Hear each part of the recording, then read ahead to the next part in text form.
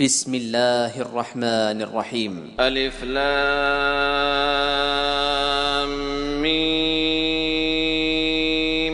ذلك الكتاب لا ريب فيه هدى للمتقين الذين يؤمنون بالغيب ويقيمون الصلاة ومما رزقناهم ينفقون والذين يؤمنون بما أنزل إليك وما أنزل من قبلك وبالآخرة هم يوقنون أولئك على هدى من ربهم وأولئك هم المفلحون إن الذين كفروا سواء عليهم أأنذرتهم أم لم تنذرهم لا يؤمنون ختم الله على قلوبهم وعلى سمعهم وعلى أبصارهم غشاوة ولهم عذاب عظيم ومن الناس من يقول آمنا بالله وباليوم الآخر وما هم بمؤمنين يخادعون الله والذين آمنوا وما يخدعون إلا أنفسهم وما يشعرون في قلوبهم مرض فزادهم الله مرضا ولهم عذاب أليم بما كانوا يكذبون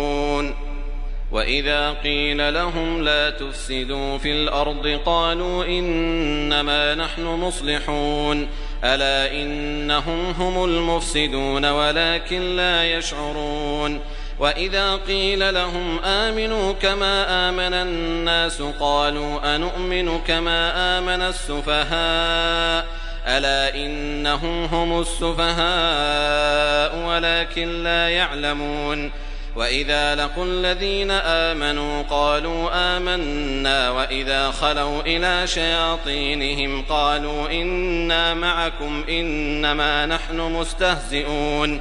الله يستهزئ بهم ويمدهم في طغيانهم يعمهون أولئك الذين اشتروا الضلالة بالهدى فما ربحت تجارتهم وما كانوا مهتدين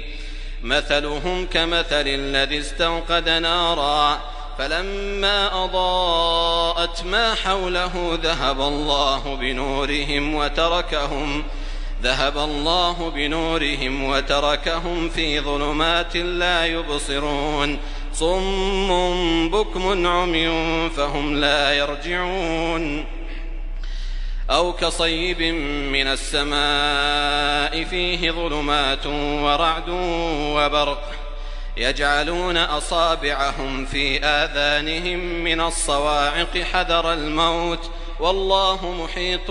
بالكافرين يكاد البرق يخطف أبصارهم كلما أضاء لهم مشوا فيه وإذا أظلم عليهم قاموا ولو شاء الله لذهب بسمعهم وأبصارهم إن الله على كل شيء قدير يا أيها الناس اعبدوا ربكم الذي خلقكم والذين من قبلكم لعلكم تتقون الذي جعل لكم الأرض فراشا والسماء بناء وأنزل من السماء ماء فأخرج به من الثمرات رزقا لكم فلا تجعلوا لله أندادا وأنتم تعلمون وإن كنتم في ريب مما نزلنا على عبدنا فأتوا بسورة من مثله وادعوا شهداءكم من دون الله إن كنتم صادقين فإن لم تفعلوا ولن تفعلوا فاتقوا النار التي وقودها الناس والحجارة أعدت للكافرين وبشر الذين آمنوا وعملوا الصالحات أن لهم جنات تجري من تحتها الأنهار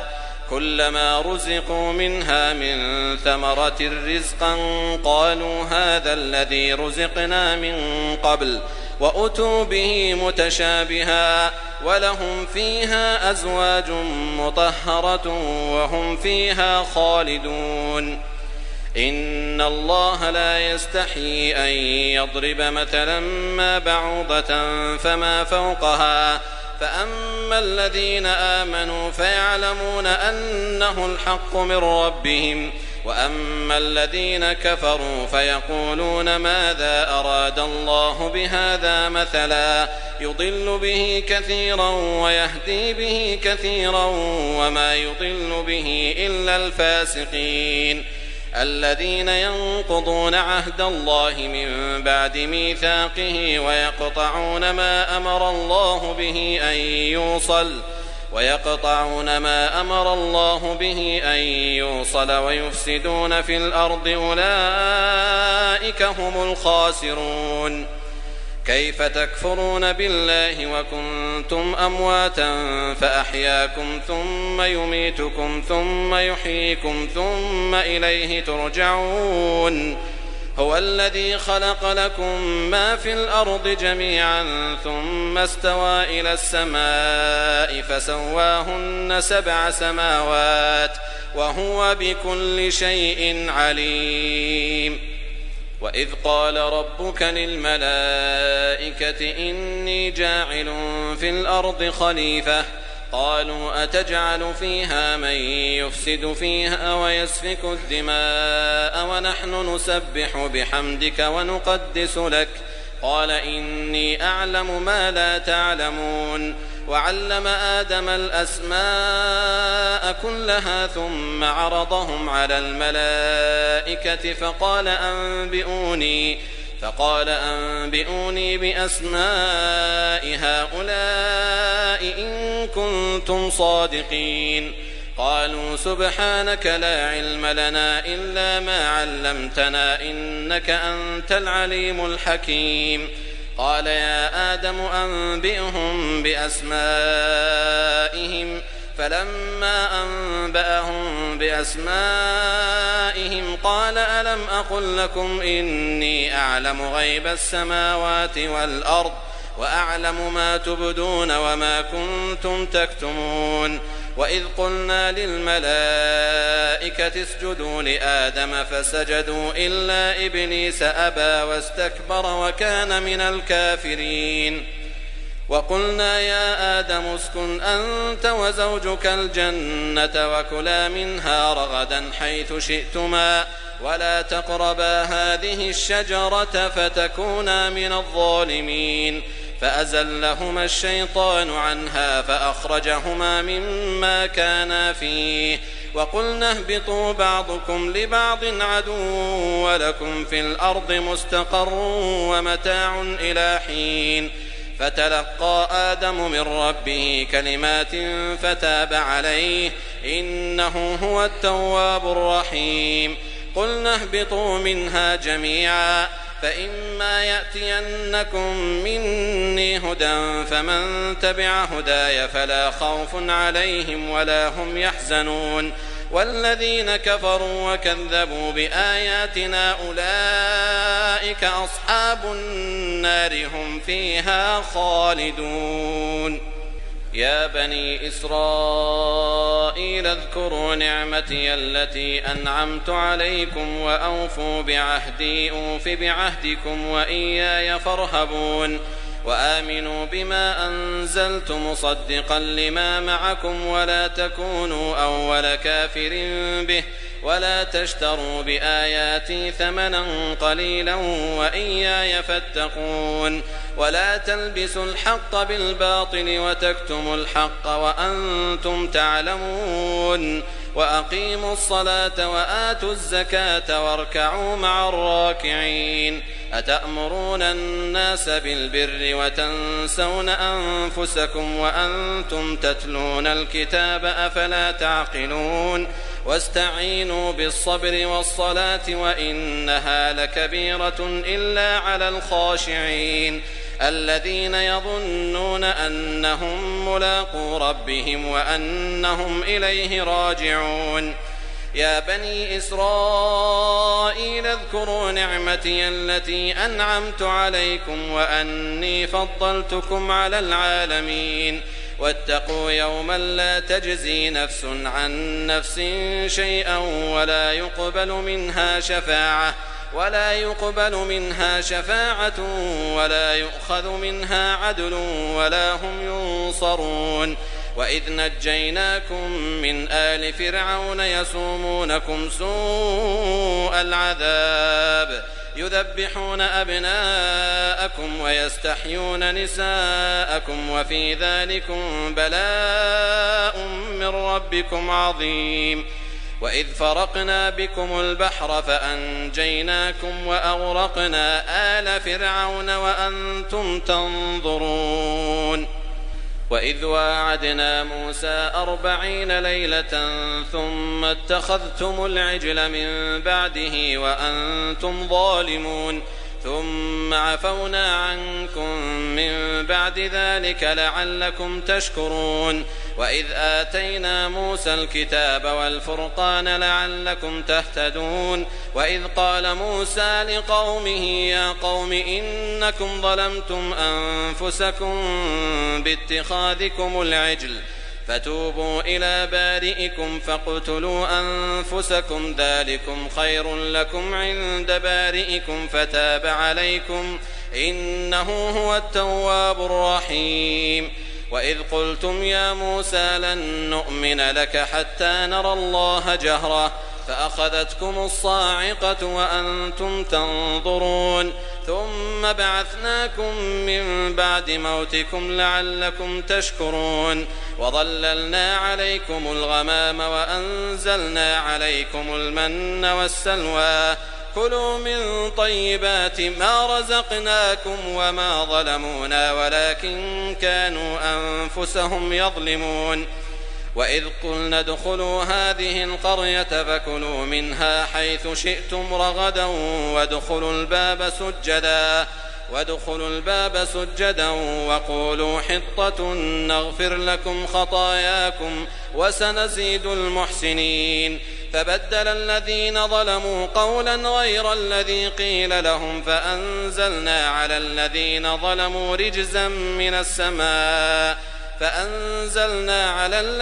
ظلموا رجزا من السماء بما كانوا يفسقون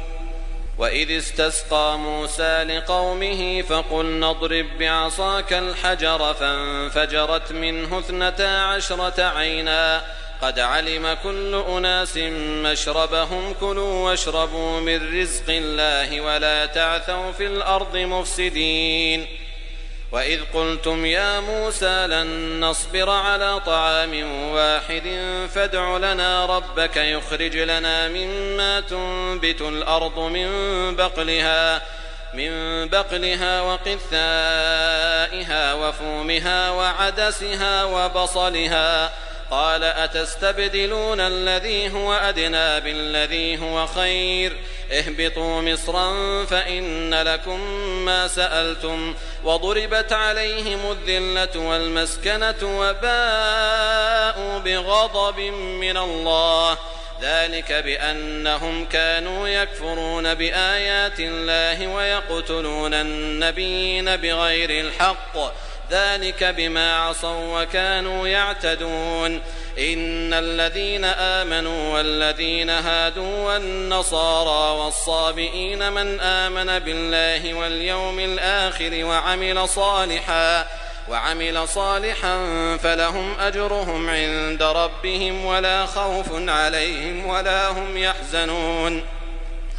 وإذ أخذنا ميثاقكم ورفعنا فوقكم الطور خذوا ما آتيناكم بقوة واذكروا ما فيه لعلكم تتقون ثم توليتم من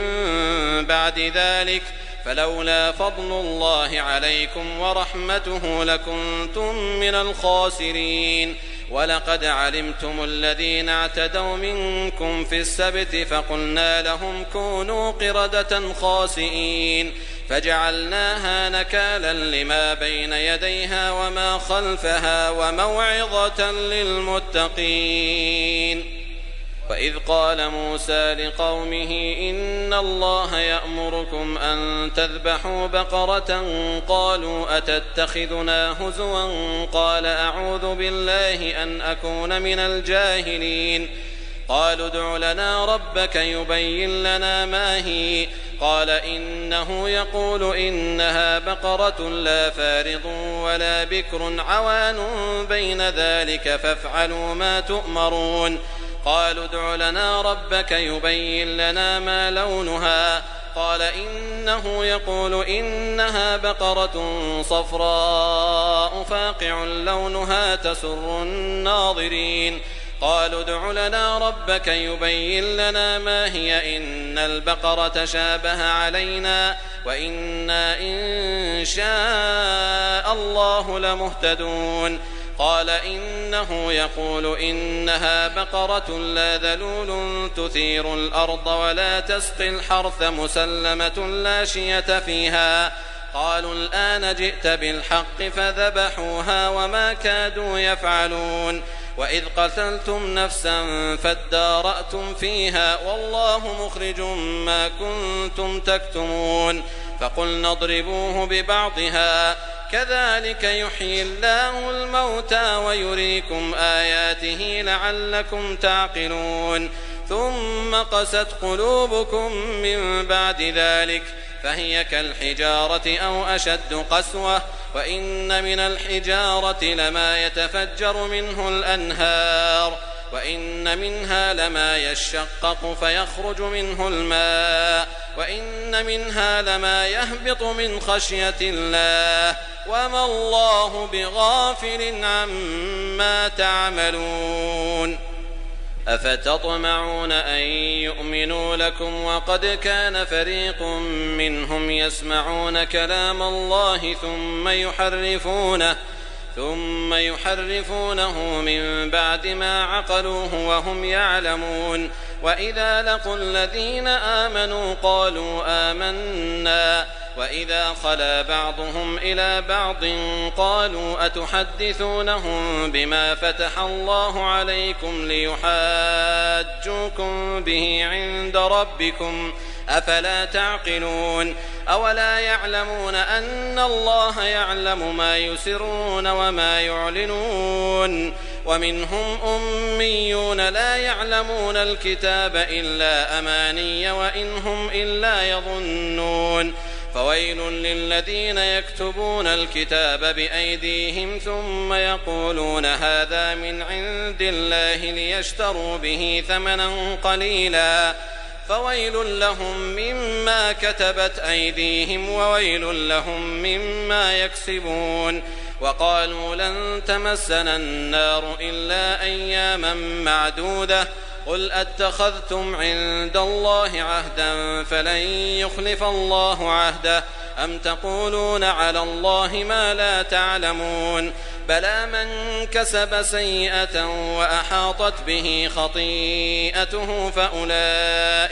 فأولئك أصحاب النار هم فيها خالدون. والذين آمنوا وعملوا الصالحات أولئك أصحاب الجنة هم فيها خالدون. وإذ أخذنا ميثاق بني إسرائيل لا تعبدون إلا الله وبالوالدين إحسانا وذي القربى واليتامى والمساكين وقولوا للناس حسنا وأقيموا الصلاة وآتوا الزكاة ثم توليتم إلا قليلا منكم وأنتم معرضون. وإذ أخذنا ميثاقكم لا تسفكون دماءكم ولا تخرجون أنفسكم من دياركم ثم أقررتم وأنتم تشهدون. ثم أنتم هؤلاء تقتلون أنفسكم وتخرجون فريقا منكم من ديارهم تظاهرون عليهم بالإثم والعدوان وإن يأتوكم أسارى تفادوهم وهو محرم عليكم إخراجهم أفتؤمنون ببعض الكتاب وتكفرون ببعض فما جزاء من يفعل ذلك منكم إلا خزي في الحياة الدنيا ويوم القيامة يردون إلى أشد العذاب وما الله بغافل عما تعملون أولئك الذين اشتروا الحياة الدنيا بالآخرة فلا يخفف عنهم العذاب ولا هم ينصرون. ولقد آتينا موسى الكتاب وقفينا من بعده بالرسل وآتينا عيسى ابن مريم البينات وأيدناه بروح القدس أفكلما جاءكم رسول بما لا تهوى أنفسكم استكبرتم ففريقا كذبتم وفريقا تقتلون وقالوا قلوبنا غلف بل لعنهم الله بكفرهم فقليلا ما يؤمنون ولما جاءهم كتاب من عند الله مصدق لما معهم وكانوا من قبل يستفتحون على الذين كفروا فلما جاءهم ما عرفوا كفروا به فلعنة الله على الكافرين بئس ما اشتروا به أنفسهم أن يكفروا بما أنزل الله بغيا أن ينزل الله من فضله على من يشاء من عباده فباءوا بغضب على غضب وللكافرين عذاب مهين. وإذا قيل لهم آمنوا بما أنزل الله قالوا نؤمن بما أنزل علينا ويكفرون بما وراءه وهو الحق مصدقا لما معهم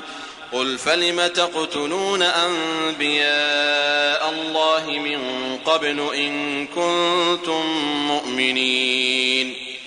ولقد جاءكم موسى بالبينات ثم اتخذتم العجل من بعده وأنتم ظالمون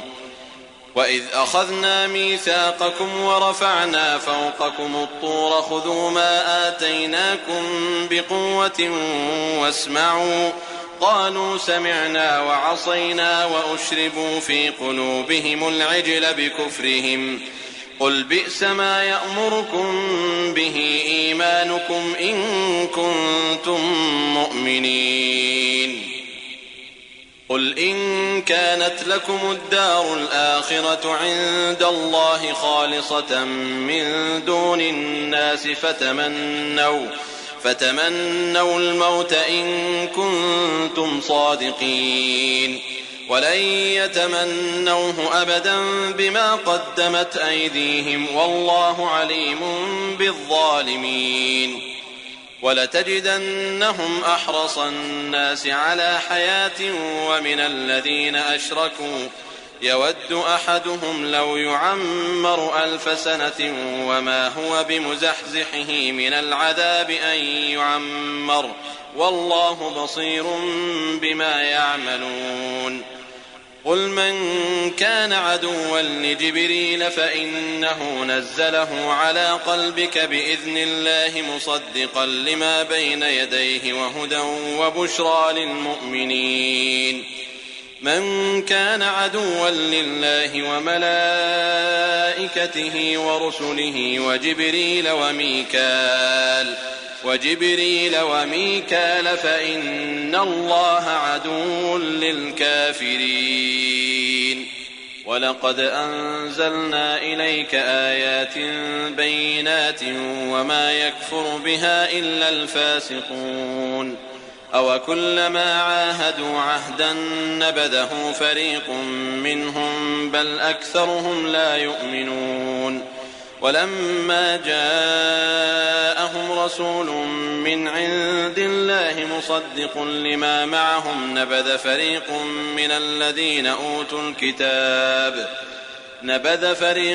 من الذين أوتوا الكتاب كتاب الله وراء ظهورهم كأنهم لا يعلمون واتبعوا ما تتلو الشياطين على ملك سليمان وما كفر سليمان ولكن الشياطين كفروا يعلمون الناس السحر وما أنزل على الملكين ببابل هاروت وماروت وما يعلمان من أحد حتى يقولا إنما نحن فتنة فلا تكفر فيتعلمون منهما ما يفرقون به بين المرء وزوجه وما هم بضارين به من أحد إلا بإذن الله ويتعلمون ما يضرهم ولا ينفعهم ولقد علموا لمن اشتراه ما له في الآخرة من خلاق ولبئس ما شروا به أنفسهم لو كانوا يعلمون ولو أنهم آمنوا واتقوا لمثوبة من عند الله خير لو كانوا يعلمون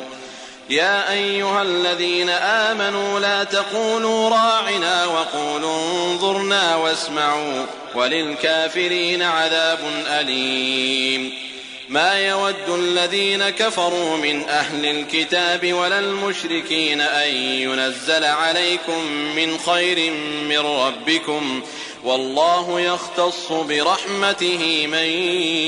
يشاء والله ذو الفضل العظيم ما ننسخ من آية أو ننسها نأت بخير منها أو مثلها ألم تعلم أن الله على كل شيء قدير ألم تعلم أن الله له ملك السماوات والأرض وما لكم من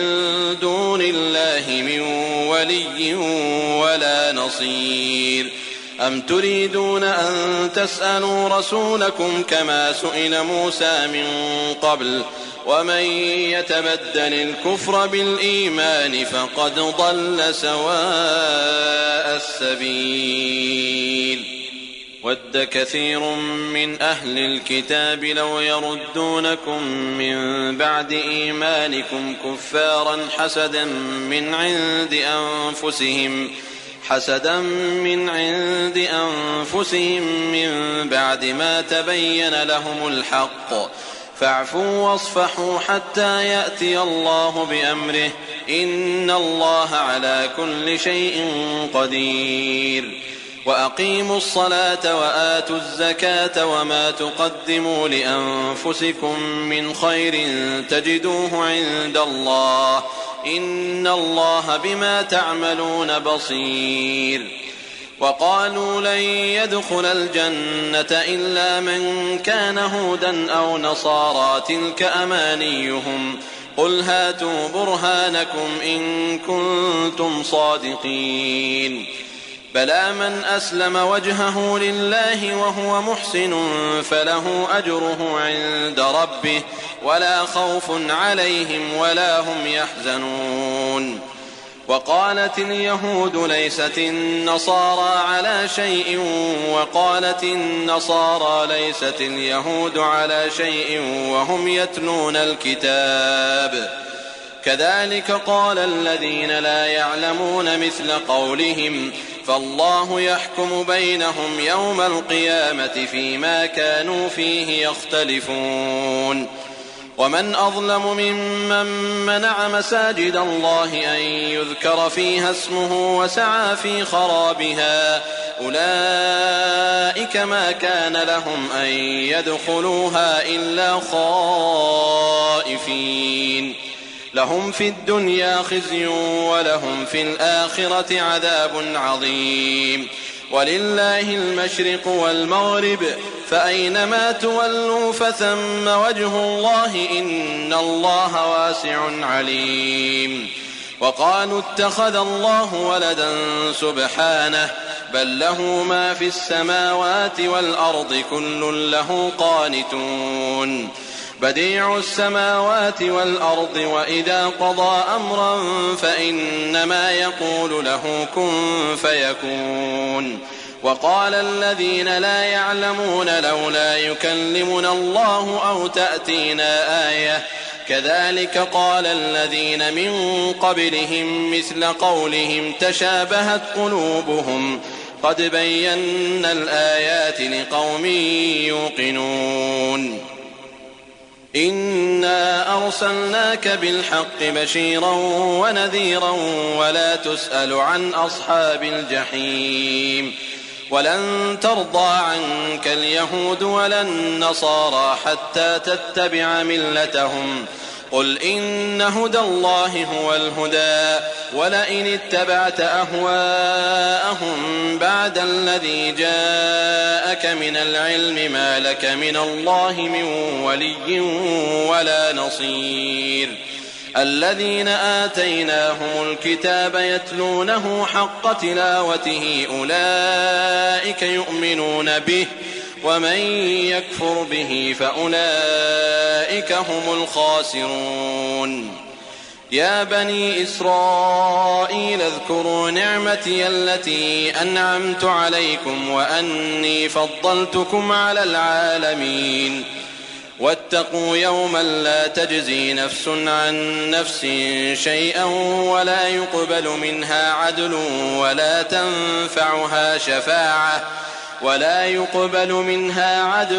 ولا تنفعها شفاعة ولا هم ينصرون وإذ ابتلى إبراهيم ربه بكلمات فأتمهن قال إني جاعلك للناس إماما قال ومن ذريتي قال لا ينال عهد الظالمين وإذ جعلنا البيت مثابة للناس وأمنا واتخذوا من مقام إبراهيم مصلى وعهدنا إلى إبراهيم وإسماعيل أن طهرا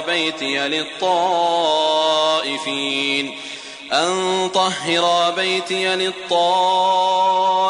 والعاكفين والركع السجود وإذ قال إبراهيم رب اجعل هذا بلدا آمنا وارزق أهله من الثمرات من آمن منهم بالله واليوم الآخر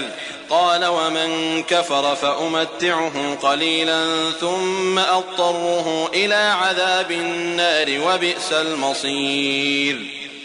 وإذ يرفع إبراهيم القواعد من البيت وإسماعيل ربنا تقبل منا إنك أنت السميع العليم ربنا واجعلنا مسلمين لك ومن ذريتنا أمة مسلمة لك وأرنا مناسكنا وتب علينا إنك أنت التواب الرحيم ربنا وابعث فيهم رسولا منهم يتلو عليهم آياتك ويعلمهم الكتاب والحكمة ويزكيهم إنك أنت العزيز الحكيم ومن يرغب عن ملة إبراهيم إلا من سفه نفسه ولقد اصطفيناه في الدنيا وإنه في الآخرة لمن الصالحين إذ قال له ربه أسلم قال أسلمت لرب العالمين ووصى بها إبراهيم بنيه ويعقوب يا بني إن الله اصطفى لكم الدين فلا تموتن إلا وأنتم مسلمون أم كنتم شهداء إذ حضر يعقوب الموت إذ قال لبنيه ما تعبدون من بعدي قالوا نعبد إلهك وإله آبائك إبراهيم وإسماعيل وإسحاق إلها واحدا ونحن له مسلمون تلك أمة قد خلت لها ما كسبت ولكم ما كسبتم ولا تسألون عما كانوا يعملون. وقالوا كونوا هودا أو نصارى تهتدوا قل بل ملة إبراهيم حنيفا وما كان من المشركين. قولوا آمنا بالله وما أنزل إلينا وما أنزل إلى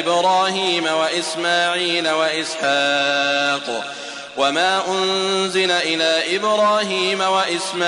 وإسحاق ويعقوب والأسباط وما أوتي موسى وعيسى وما أوتي النبيون من ربهم لا نفرق بين أحد منهم ونحن له مسلمون.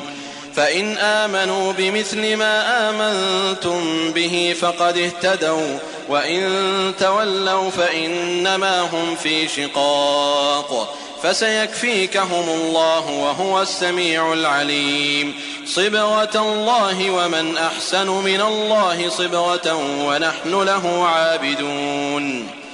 قل أتحاجوننا في الله وهو ربنا وربكم ولنا أعمالنا ولكم أعمالكم ونحن له مخلصون. أم تقولون إن إبراهيم وإسماعيل وإسحاق ويعقوب والأسباط كانوا هودا أو نصارى قل أأنتم أعلم أم الله ومن أظلم ممن كتم شهادة عنده من الله وما الله بغافل عما تعملون. تلك أمة قد خلت لها ما كسبت ولكم ما كسبتم ولا تسألون عما كانوا يعملون. سيقول السفهاء من الناس ما ولاهم عن قبلتهم التي كانوا عليها قل لله المشرق والمغرب يهدي من يشاء إلى صراط مستقيم. وكذلك جعلناكم أمة وسطا لتكونوا شهداء على الناس ويكون الرسول عليكم شهيدا. وما جعلنا القبلة التي كنت عليها إلا لنعلم من يتبع الرسول ممن ينقلب على عقبيه وإن كانت لكبيرة إلا على الذين هدى الله وما كان الله ليضيع إيمانكم إن الله بالناس لرءوف رحيم. قد نرى تقلب وجهك في السماء فلنولينك قبلة ترضاها فول وجهك شطر المسجد الحرام وحيث ما كنتم فولوا وجوهكم شطره وإن الذين أوتوا الكتاب ليعلمون أنه الحق من ربهم وما الله بغافل عما يعملون. ولئن أتيت الذين أوتوا الكتاب بكل آية ما تبعوا قبلتك وما أنت بتابع قبلتهم وما بعضهم بتابع قبلة بعض ولئن اتبعت أهواءهم من بعد ما جاءك من العلم إنك إذا لمن الظالمين. الذين آتيناهم الكتاب يعرفونه كما يعرفون أبناءهم وإن فريقا منهم ليكتمون الحق وهم يعلمون. الحق من ربك فلا تكونن من الممترين. ولكل وجهة هو موليها فاستبقوا الخيرات أينما تكونوا يأت بكم الله جميعا إن الله على كل شيء قدير. ومن حيث خرجت فول وجهك شطر المسجد الحرام وإنه للحق من ربك وما الله بغافل عما تعملون. ومن حيث خرجت فول وجهك شطر المسجد الحرام وحيث ما كنتم فولوا وجوهكم شطره لئلا يكون للناس عليكم حجة إلا الذين ظلموا منهم فلا تخشوهم واخشوني ولأتم نعمتي عليكم ولعلكم تهتدون كما أرسلنا فيكم رسولا منكم يتلو عليكم آياتنا ويزكيكم ويعلمكم الكتاب والحكمة ويعلمكم ما لم تكونوا تعلمون فاذكروني أذكركم واشكروا لي ولا تكفرون يا أيها الذين آمنوا استعينوا بالصبر والصلاة إن الله مع الصابرين ولا تقولوا لمن يقتل في سبيل الله أموات بل أحياء ولكن لا تشعرون ولنبلونكم بشيء من الخوف والجوع ونقص من الأموال والأنفس والثمرات وبشر الصابرين الذين إذا أصابتهم مصيبة قالوا إنا لله وإنا إليه راجعون أولئك عليهم صلوات من ربهم ورحمة وأولئك هم المهتدون إن الصفا والمروة من شعائر الله فمن حج البيت أو اعتمر فلا جناح عليه أن يطوف بهما ومن تطوع خيرا فإن الله شاكر عليم إن الذين يكتمون ما أنزلنا من البينات والهدى من بعد ما بيناه للناس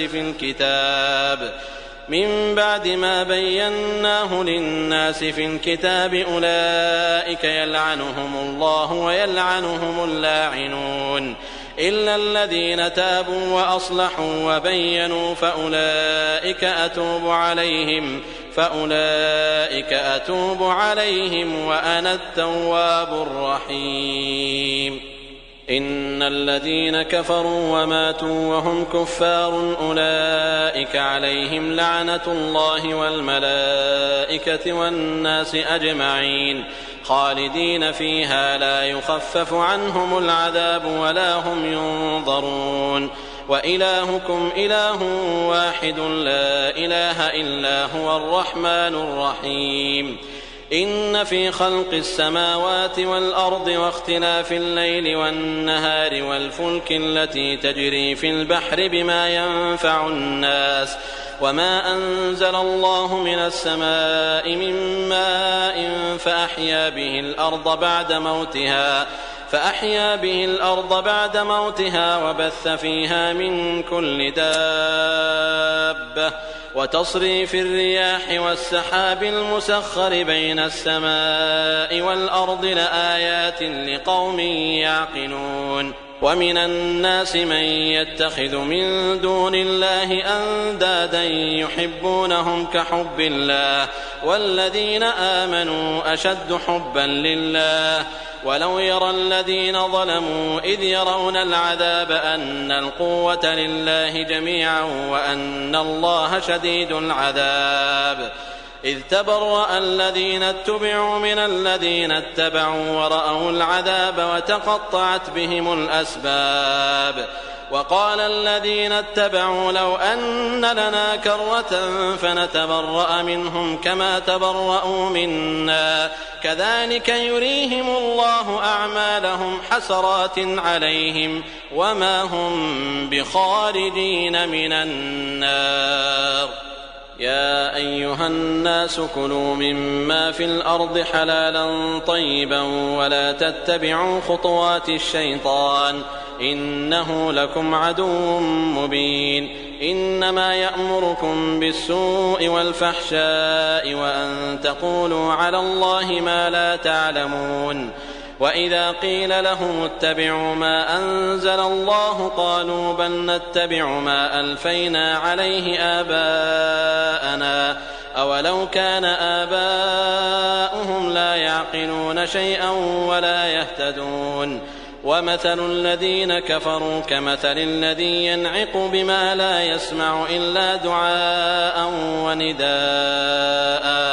صم بكم عمي فهم لا يعقلون يا أيها الذين آمنوا كلوا من طيبات ما رزقناكم واشكروا لله إن كنتم إياه تعبدون إنما حرم عليكم الميتة والدم ولحم الخنزير وما أهل به لغير الله فمن اضطر غير باغ ولا عاد فلا إثم عليه إن الله غفور رحيم إن الذين يكتمون ما أنزل الله من الكتاب ويشترون به ثمنا قليلا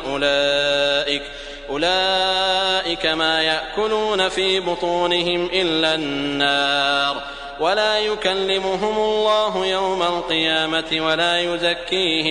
ولا يزكيهم ولهم عذاب أليم أولئك الذين اشتروا الضلالة بالهدى والعذاب بالمغفرة فما أصبرهم على النار ذلك بأن الله نزل الكتاب بالحق وإن الذين اختلفوا في الكتاب لفي شقاق بعيد ليس البر أن تولوا وجوهكم قبل المشرق والمغرب ولكن البر من آمن بالله واليوم الآخر والملائكة والكتاب والنبيين وآتى المال على حبه ذوي القربى واليتامى والمساكين وابن السبيل والسائلين وفي الرقاب وأقام الصلاة وآتى الزكاة والموفون بعهدهم إذا عاهدوا والصابرين في البأساء والضراء وحين البأس أولئك الذين صدقوا وأولئك هم المتقون يا أيها الذين آمنوا كتب عليكم القصاص في القتلى الحر بالحر والعبد بالعبد والأنثى بالأنثى فمن عفي له من أخيه شيء فاتباع بالمعروف وأداء إليه بإحسان ذلك تخفيف من ربكم ورحمة فمن اعتدى بعد ذلك فله عذاب أليم ولكم في القصاص حياة يا أولي الألباب لعلكم تتقون كتب عليكم إذا حضر أحدكم الموت إن ترك خيرا الوصية للوالدين والأقربين بالمعروف حقا على المتقين فمن بدله بعدما سمعه فإنما إثمه على الذين يبدلونه إن الله سميع عليم فمن خاف من موص جنفا أو إثما فأصلح بينهم فلا إثم عليه إن الله غفور رحيم يا أيها الذين آمنوا كتب عليكم الصيام كما كتب على الذين من قبلكم لعلكم تتقون أياما معدودات فمن كان منكم مريضا أو على سفر فعدة من أيام أخر وعلى الذين يطيقونه فدية طعام مسكين فمن تطوع خيرا فهو خير له وأن تصوموا خير لكم إن كنتم تعلمون شهر رمضان الذي أنزل فيه القرآن هدى للناس وبينات من الهدى والفرقان فمن شهد منكم الشهر فليصم ومن كان مريضا أو على سفر فعدة من أيام أخر يريد الله بكم اليسر ولا يريد بكم العسر ولتكملوا العدة ولتكبروا الله على ما هداكم ولعلكم تشكرون وإذا سألك عبادي عني فإني قريب أجيب دعوة الداع إذا دعان فليستجيبوا لي وليؤمنوا بي لعلهم يرشدون أحل لكم ليلة الصيام الرفث إلى نسائكم هن لباس لكم وأنتم لباس لهن علم الله أنكم كنتم تختانون أنفسكم فتاب عليكم وعفى عنكم، فالآن باشروهن وابتغوا ما كتب الله لكم، وكلوا واشربوا حتى يتبين لكم الخيط الأبيض من الخيط الأسود من الفجر، ثم أتموا الصيام إلى الليل، ولا تباشروهن وأنتم عاكفون في المساجد، تلك حدود الله فلا تقربوها، كذلك يبين الله آياته للناس لعلهم يتقون. ولا تأكلوا أموالكم بينكم بالباطل وتدلوا بها إلى الحكام لتأكلوا فريقا من أموال الناس بالإثم وأنتم تعلمون. يسألونك عن الأهلة، قل هي مواقيت للناس والحج، وليس البر بأن تأتوا البيوت من ظهورها، ولكن البر من اتقى، وأتوا البيوت من أبوابها، واتقوا الله لعلكم تفلحون. وقاتلوا في سبيل الله الذين يقاتلونكم ولا تعتدوا، إن الله لا يحب المعتدين. واقتلوهم حيث ثقفتموهم وأخرجوهم من حيث أخرجوكم، والفتنة أشد من القتل، ولا تقاتلوهم عند المسجد الحرام حتى يقاتلوكم فيه، فإن قاتلوكم فاقتلوهم، كذلك جزاء الكافرين، فإن انتهوا فإن الله غفور رحيم. وقاتلوهم حتى لا تكون فتنة ويكون الدين لله، فإن انتهوا فلا عدوان إلا على الظالمين. الشهر الحرام بالشهر الحرام والحرمات قصاص، فمن اعتدى عليكم فاعتدوا عليه بمثل ما اعتدى عليكم، واتقوا الله واعلموا أن الله مع المتقين. وأنفقوا في سبيل الله ولا تلقوا بأيديكم إلى التهلكة وأحسنوا، إن الله يحب المحسنين. وأتموا الحج والعمرة لله، فإن أحصرتم فما استيسر من الهدي، ولا تحلقوا رؤوسكم حتى يبلغ الهدي محله، فمن كان منكم مريضا أو به أذى من رأسه ففدية من صيام أو صدقة أو نسك، فإذا أمنتم فمن تمتع بالعمرة إلى الحج فما استيسر من الهدي، فمن لم يجد فصيام 3 أيام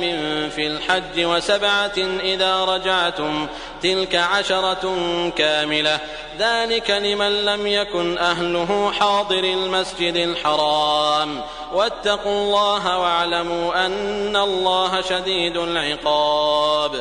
الحج أشهر معلومات، فمن فرض فيهن الحج فلا رفث ولا فسوق ولا جدال في الحج، وما تفعلوا من خير يعلمه الله، وتزودوا فإن خير الزاد التقوى، واتقون يا أولي الألباب. ليس عليكم جناح أن تبتغوا فضلا من ربكم، فإذا أفضتم من عرفات فاذكروا الله عند المشعر الحرام، واذكروه كما هداكم، وإن كنتم من قبله لمن الضالين. ثم أفيضوا من حيث أفاض الناس واستغفروا الله، إن الله غفور رحيم. فإذا قضيتم مناسككم فاذكروا الله كذكركم آباءكم أو أشد ذكرا، فمن الناس من يقول ربنا آتنا في الدنيا وما له في الآخرة من خلاق، ومنهم من يقول ربنا آتنا في الدنيا حسنة وفي الآخرة حسنة وقنا عذاب النار. أولئك لهم نصيب مما كسبوا والله سريع الحساب. واذكروا الله في أيام معدودات فمن تعجل في يومين فلا إثم عليه ومن تأخر فلا إثم عليه لمن اتقى واتقوا الله واعلموا أنكم إليه تحشرون. ومن الناس من يعجبك قوله في الحياة الدنيا ويشهد الله على ما في قلبه وهو ألد الخصام وإذا تولى سعى في الأرض ليفسد فيها ويهلك الحرث والنسل والله لا يحب الفساد. وإذا قيل له اتق الله أخذته العزة بالإثم فحسبه جهنم ولبئس المهاد. ومن الناس من يشري نفسه ابتغاء مرضات الله والله رؤوف بالعباد. يا أيها الذين آمنوا ادخلوا في السلم كافة ولا تتبعوا خطوات الشيطان إنه لكم عدو مبين. فإن زللتم من بعد ما جاءتكم البينات فاعلموا أن الله عزيز حكيم. هل ينظرون إلا أن يأتيهم الله في ظلل من الغمام والملائكة وقضي الأمر وإلى الله ترجع الأمور. سل بني إسرائيل كم آتيناهم من آية بينة ومن يبدل نعمة الله من بعد ما جاءته فإن الله شديد العقاب. زين للذين كفروا الحياة الدنيا ويسخرون من الذين آمنوا والذين اتقوا فوقهم يوم القيامة والله يرزق من يشاء بغير حساب. كان الناس أمة واحدة فبعث الله النبيين مبشرين ومنذرين وأنزل معهم الكتاب بالحق ليحكم بين الناس فيما اختلفوا فيه وما اختلف فيه إلا الذين أوتوه من بعد ما جاءتهم البينات بغيا بينهم فهدى الله الذين آمنوا لما اختلفوا فيه من الحق بإذنه والله يهدي من يشاء إلى صراط مستقيم. أم حسبتم أن تدخلوا الجنة ولما يأتكم مثل الذين خلوا من قبلكم مستهم البأساء والضراء وزلزلوا حتى يقول الرسول والذين آمنوا معه متى نصر الله ألا إن نصر الله قريب. يسألونك ماذا ينفقون قل ما أنفقتم من خير فللوالدين والأقربين واليتامى والمساكين وابن السبيل وما تفعلوا من خير فإن الله به عليم. كتب عليكم القتال وهو كره لكم وعسى أن تكرهوا شيئا وهو خير لكم وعسى أن تحبوا شيئا وهو شر لكم والله يعلم وأنتم لا تعلمون. يسألونك عن الشهر الحرام قتال فيه قل قتال فيه كبير وصد عن سبيل الله وكفر به والمسجد الحرام وإخراج أهله منه أكبر عند الله والفتنة أكبر من القتل ولا يزالون يقاتلونكم حتى يردوكم عن دينكم إن استطاعوا ومن يرتدد منكم عن دينه فيمت وهو كافر فأولئك حبطت أعمالهم في الدنيا والآخرة وأولئك أصحاب النار هم فيها خالدون. إن الذين آمنوا والذين هاجروا وجاهدوا في سبيل الله أولئك يرجون رحمة الله والله غفور رحيم. يسألونك عن الخمر والميسر قل فيهما إثم كبير ومنافع للناس وإثمهما أكبر من نفعهما ويسألونك ماذا ينفقون قل العفو كذلك يبين الله لكم الآيات لعلكم تتفكرون في الدنيا والآخرة. ويسألونك عن اليتامى قل إصلاح لهم خير وإن تخالطوهم فإخوانكم والله يعلم المفسد من المصلح ولو شاء الله لأعنتكم إن الله عزيز حكيم. ولا تنكحوا المشركات حتى يؤمن ولأمة مؤمنة خير من مشركة ولو أعجبتكم ولا تنكحوا المشركين حتى يؤمنوا ولعبد مؤمن خير من مشرك ولو أعجبكم أولئك يدعون إلى النار والله يدعو إلى الجنة والمغفرة بإذنه ويبين آياته للناس لعلهم يتذكرون. ويسألونك عن المحيض قل هو أذى فاعتزلوا النساء في المحيض ولا تقربوهن حتى يطهرن فإذا تطهرن فأتوهن من حيث أمركم الله إن الله يحب التوابين ويحب المتطهرين. نساؤكم حرث لكم فأتوا حرثكم أنى شئتم وقدموا لأنفسكم واتقوا الله واعلموا أنكم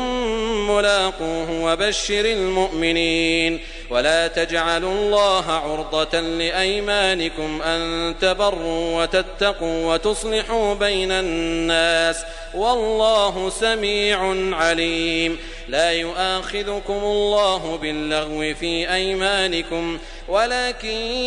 يؤاخذكم بما كسبت قلوبكم والله غفور حليم. للذين يؤلون من نسائهم تربص 4 أشهر فإن فاءوا فإن الله غفور رحيم. وإن عزموا الطلاق فإن الله سميع عليم. والمطلقات يتربصن بأنفسهن 3 قروء ولا يحل لهن أن يكتمن ما خلق الله في أرحامهن إن كن يؤمن بالله واليوم الآخر وبعولتهن أحق بردهن في ذلك إن أرادوا إصلاحا ولهن مثل الذي عليهن بالمعروف وللرجال عليهن درجة والله عزيز حكيم. الطلاق 2 فإمساك بمعروف أو تسريح بإحسان. ولا يحل لكم أن تأخذوا مما آتيتموهن شيئا إلا أن يخافا ألا يقيما حدود الله فإن خفتم ألا يقيما حدود الله فلا جناح عليهما فيما افتدت به تلك حدود الله فلا تعتدوها ومن يتعد حدود الله فأولئك هم الظالمون. فإن طلقها فلا تحل له من بعد حتى تنكح زوجا غيره فإن طلقها فلا جناح عليهما أن يتراجعا إن ظنا أن يقيما حدود الله وتلك حدود الله يبينها لقوم يعلمون. وإذا طلقتم النساء فبلغن أجلهن فأمسكوهن بمعروف أو سرحوهن بمعروف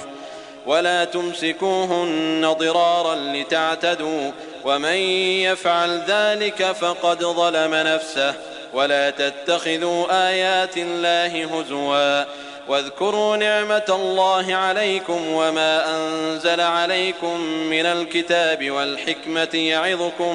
به واتقوا الله واعلموا أن الله بكل شيء عليم. وإذا طلقتم النساء فبلغن أجلهن فلا تعضلوهن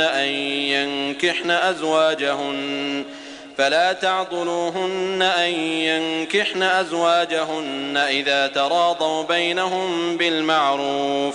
ذلك يوعظ به من كان منكم يؤمن بالله واليوم الآخر، ذلكم أزكى لكم وأطهر، والله يعلم وأنتم لا تعلمون. والوالدات يرضعن أولادهن حولين كاملين لمن أراد أن يتم الرضاعة، وعلى المولود له رزقهن وكسوتهن بالمعروف، لا تكلف نفس إلا وسعها، لا تضار والدة بولدها ولا مولود له بولده، وعلى الوارث مثل ذلك، فإن أرادا فصالا عن تراض منهما وتشاور فلا جناح عليهما.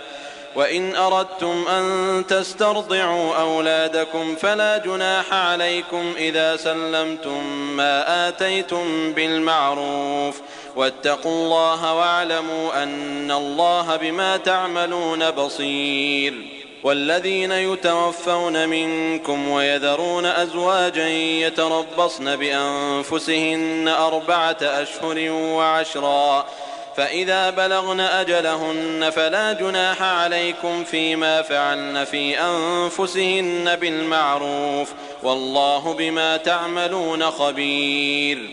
ولا جناح عليكم فيما عرضتم به من خطبة النساء أو أكننتم في أنفسكم، علم الله أنكم ستذكرونهن ولكن لا تواعدوهن سرا إلا أن تقولوا قولا معروفا، ولا تعزموا عقدة النكاح حتى يبلغ الكتاب أجله، واعلموا أن الله يعلم ما في أنفسكم فاحذروه، واعلموا أن الله غفور حليم. لا جناح عليكم إن طلقتم النساء ما لم تمسوهن أو تفرضوا لهن فريضة، ومتعوهن على الموسع قدره وعلى المقتر قدره متاعا بالمعروف حقا على المحسنين. وإن طلقتموهن من قبل أن تمسوهن وقد فرضتم لهن فريضة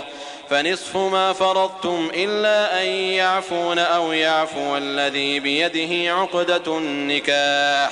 وأن تعفوا أقرب للتقوى، ولا تنسوا الفضل بينكم، إن الله بما تعملون بصير. حافظوا على الصلوات والصلاة الوسطى وقوموا لله قانتين. فإن خفتم فرجالا أو ركبانا، فإذا أمنتم فاذكروا الله كما علمكم ما لم تكونوا تعلمون. والذين يتوفون منكم ويذرون أزواجا وصية لأزواجهم متاعا إلى الحول غير إخراج،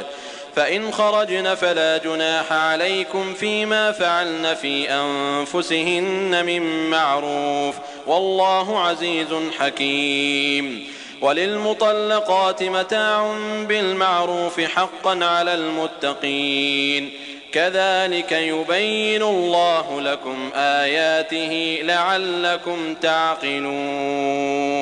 ألم تر إلى الذين خرجوا من ديارهم وهم ألوف حذر الموت فقال لهم الله موتوا ثم أحياهم، إن الله لذو فضل على الناس ولكن أكثر الناس لا يشكرون. وقاتلوا في سبيل الله واعلموا أن الله سميع عليم. من ذا الذي يقرض الله قرضا حسنا فيضاعفه له أضعافا كثيرة والله يقبض ويبسط وإليه ترجعون. ألم تر إلى الملأ من بني إسرائيل من بعد موسى إذ قالوا لنبي لهم ابعث لنا ملكا نقاتل في سبيل الله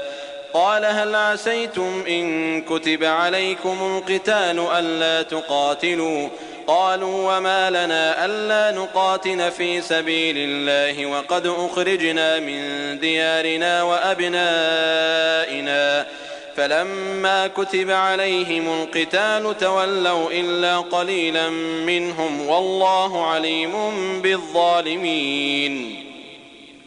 وقال لهم نبيهم إن الله قد بعث لكم طالوت ملكا قالوا أنى يكون له الملك علينا ونحن أحق بالملك منه ولم يؤت سعة من المال قال إن الله اصطفاه عليكم وزاده بسطة في العلم والجسم والله يؤتي ملكه من يشاء والله واسع عليم. وقال لهم نبيهم إن آية ملكه أن يأتيكم التابوت فيه سكينة من ربكم وبقية مما ترك آل موسى وآل هارون تحمله الملائكة إن في ذلك لآية لكم إن كنتم مؤمنين. فلما فصل طالوت بالجنود قال إن الله مبتليكم بنهر فمن شرب منه فليس مني ومن لم يطعمه فإنه مني إلا من اغترف غرفة بيده فشربوا منه إلا قليلا منهم فلما جاوزه هو والذين آمنوا معه قالوا لا طاقة لنا اليوم بجالوت وجنوده قال الذين يظنون أنهم ملاقوا الله كم من فئة قليلة غلبت فئة كثيرة بإذن الله والله مع الصابرين. ولما برزوا لجالوت وجنوده قالوا ربنا أفرغ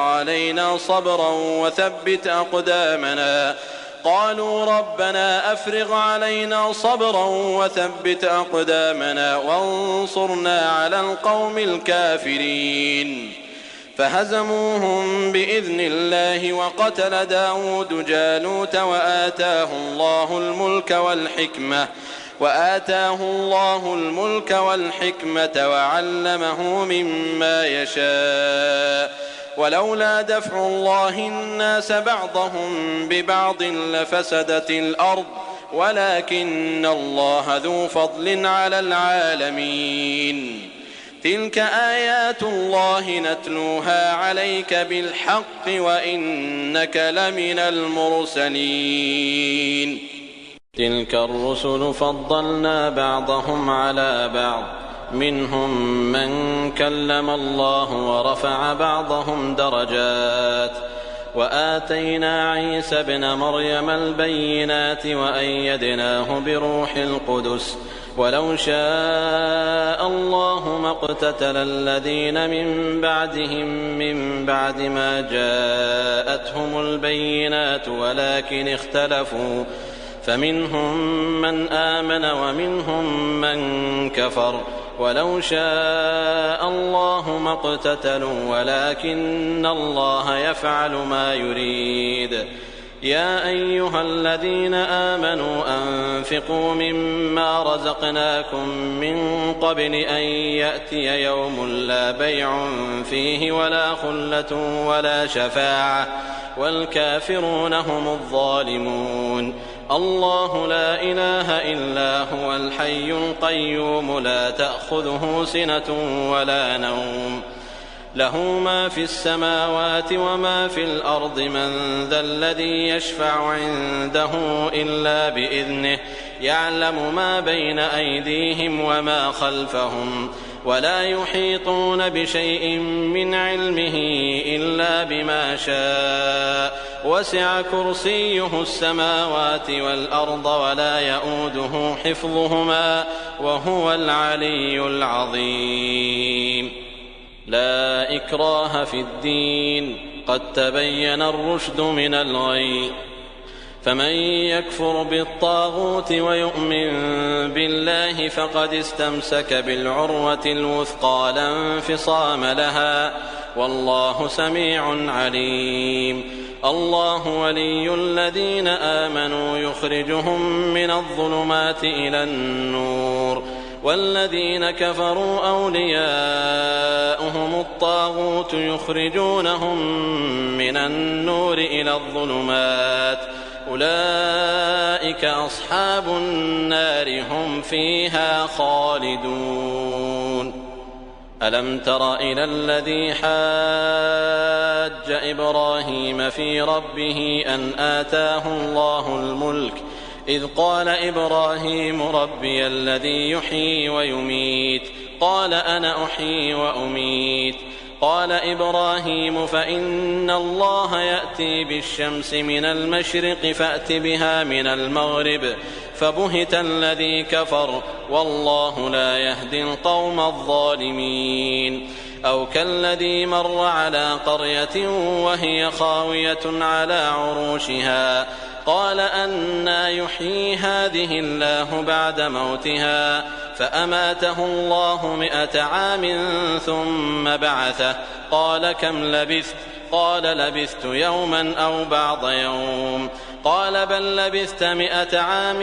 فانظر إلى طعامك وشرابك لم يتسنه وانظر إلى حمارك ولنجعلك آية للناس وانظر إلى العظام كيف ننشزها ثم نكسوها لحما فلما تبين له قال أعلم أن الله على كل شيء قدير.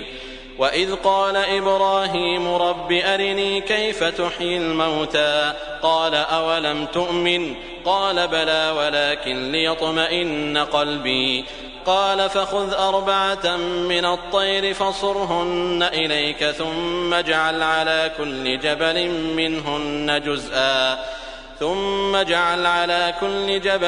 منهن جزءا ثم ادعهن يأتينك سعيا واعلم أن الله عزيز حكيم. مثل الذين ينفقون أموالهم في سبيل الله كمثل حبة أنبتت 7 سنابل في كل سنبلة 100 حبة والله يضاعف لمن يشاء والله واسع عليم. الذين ينفقون أموالهم في سبيل الله ثم لا يتبعون ما أنفقوا منا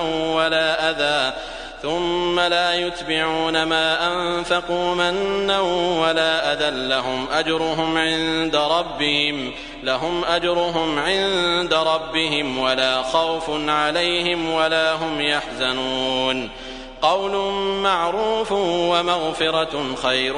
من صدقة يتبعها أذى والله غني حليم. يا أيها الذين آمنوا لا تبطلوا صدقاتكم بالمن والأذى كالذي ينفق ماله رئاء الناس ولا يؤمن بالله واليوم الآخر فمثله كمثل صفوان عليه تراب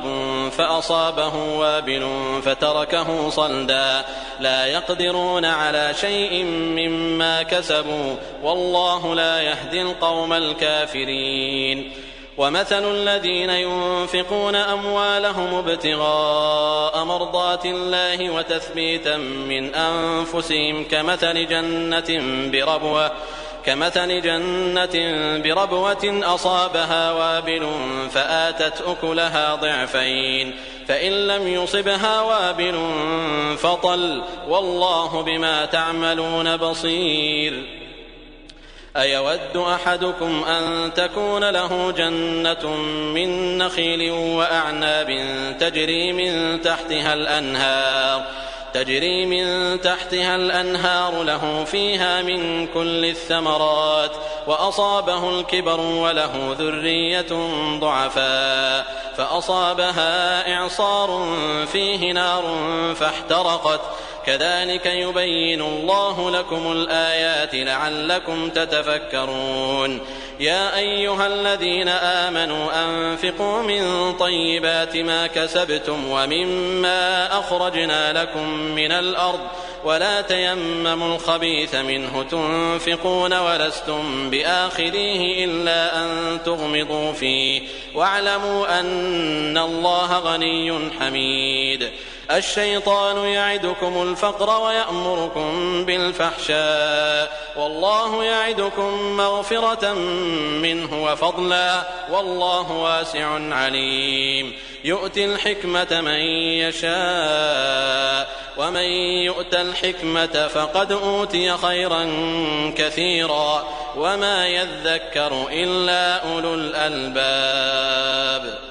وما أنفقتم من نفقة أو نذرتم من نذر فإن الله يعلمه وما للظالمين من أنصار إن تبدوا الصدقات فنعما هي وإن تخفوها وتؤتوها الفقراء فهو خير لكم ويكفر عنكم من سيئاتكم والله بما تعملون خبير ليس عليك هداهم ولكن الله يهدي من يشاء وما تنفقوا من خير فلأنفسكم وما تنفقون إلا ابتغاء وجه الله وما تنفقوا من خير يوفى إليكم وأنتم لا تظلمون للفقراء الذين أحصروا في سبيل الله لا يستطيعون ضربا في الأرض يحسبهم الجاهل أغنياء من التعفف تعرفهم بسيماهم لا يسألون الناس إلحافا وما تنفقوا من خير فإن الله به عليم الذين ينفقون أموالهم بالليل والنهار سرا وعلانية فلهم أجرهم عند ربهم ولا خوف عليهم ولا هم يحزنون الذين يأكلون الربا لا يقومون إلا كما يقوم الذي يتخبطه الشيطان من المس ذلك بأنهم قالوا إنما البيع مثل الربا وأحل الله البيع وحرم الربا فمن جاءه موعظة من ربه فانتهى فله ما سلف وأمره إلى الله ومن عاد فأولئك أصحاب النار هم فيها خالدون يمحق الله الربا ويربي الصدقات والله لا يحب كل كفار أثيم إن الذين آمنوا وعملوا الصالحات وأقاموا الصلاة وآتوا الزكاة لهم أجرهم عند ربهم ولا خوف عليهم ولا هم يحزنون